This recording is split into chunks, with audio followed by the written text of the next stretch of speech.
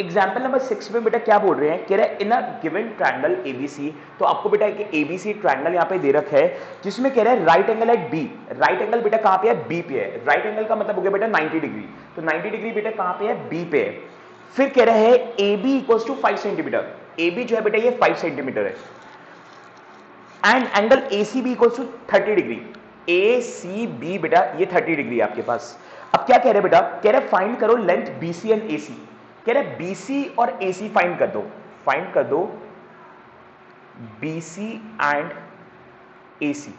सो थोड़ा सा बेटा ध्यान से यहां पे समझने की कोशिश करते हैं। अगर आप ध्यान से देखो बेटा, तो मैंने आपको फर्स्ट एक्सरसाइज में समझाया था कि जो भी मेरा थीटा होता है उसके ऑपोजिट वाला जो होता है ना, ये परपेंडिकुलर होता है। इसके ऑपोजिट वाला क्या होता है बेटा, परपेंडिकुलर।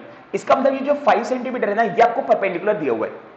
फिर मैंने आपको ये भी बताया था बेटा, जो थीटा होता है उसके जो नीचे वाला होता है ये बेस होता है, जो एक्चुअल में मुझे निकालना है। और 90 के ऑपोजिट वाला हाइपोटेन्यूज होता है। अगेन ये भी मुझे निकालना है, ये भी मुझे निकालना है। तो बेसिकली मुझे बेस निकालना है और हाइपोटेन्यूज निकालना है।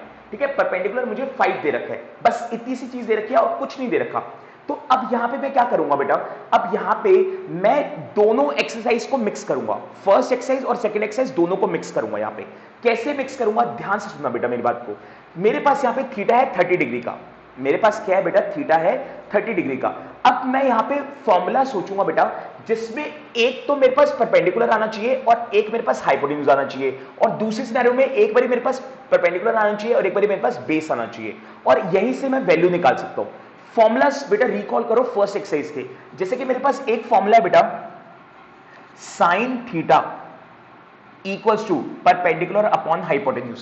मेरे पास फॉर्मूला है बेटा, sine theta equals to perpendicular upon hypotenuse.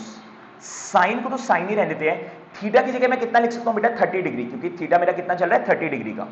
Theta आ जाएगा 30 डिग्री इक्वल्स टू परपेंडिकुलर बेटा कितना है मेरे पास, 5। और हाइपोटेन्यूज क्या बेटा मुझे निकालनी है। तो बस अब यहां पे वैल्यूज पुट कर दो बेटा। साइन 30 की वैल्यू क्या होती है, साइन 30 की वैल्यू होती है बेटा 1/2 और इक्वल्स टू 5/h। अब क्रॉस मल्टीप्लाई कर दो, तो h 1 से मल्टीप्लाई होकर बेटा h आएगा और 5 2 से मल्टीप्लाई होकर 10 आएगा। इसका मतलब हाइपोटेन्यूज कितना गया मेरे पास, 10 सेंटीमीटर का निकल गया हाइपोटेन्यूज। अब इसी तरीके से और मैं कैसे निकाल सकता हूं बेटा, अब चाहूं तो मैं यहां से पाइथागोरस थ्योरम लगा लूं। पाइथागोरस थ्योरम नहीं लगानी है तो अब देखो मेरे पास एक परपेंडिकुलर है और एक बेस है। तो ऐसा कौन सा आपके पास फंक्शन है बेटा जिसमें परपेंडिकुलर और बेस दोनों आते हो, तो वो है बेटा tan का। tan थीटा जो होता है बेटा मेरे पास होता है perpendicular upon base. tan theta क्या होता है बेटा, परपेंडिकुलर अपॉन बेस। अब थीटा बेटा मेरे पास कितना है, 30 डिग्री। थीटा कितना है, 30 डिग्री। तो इसकी जगह मैं लिख दूंगा tan 30 डिग्री।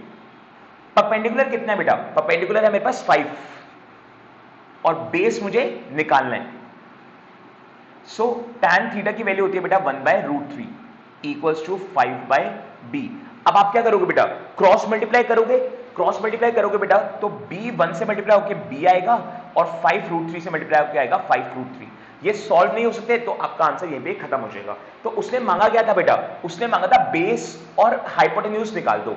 बेस यानी कि बीसी निकाल दो और हाइपोटेन्यूज यानी कि एसी निकाल दो। तो मैंने हाइपोटेन्यूज भी निकाल दिया और बेस भी निकाल दिया। बस यही तो मुझे निकालना था और आंसर यहां पे खत्म हो जाएगा।